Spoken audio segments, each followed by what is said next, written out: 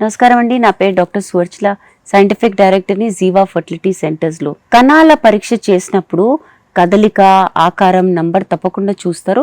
And కదలిక, ఆకారం బాగుంటే సరిపోతుందని మునుపు తేల్చేవారు. కాకపోతే ఇప్పుడు రీసెర్చ్ ఎక్కువ అయిన తర్వాత ఏమంటున్నారంటే కదలిక, ఆకారంతో పాటు కణాల తలలో ఉన్న DNA జెనెటిక్ మెటీరియల్, తండ్రి నుంచి వచ్చే జెనెటిక్ మెటీరియల్ కూడా చాలా బాగుండాలి.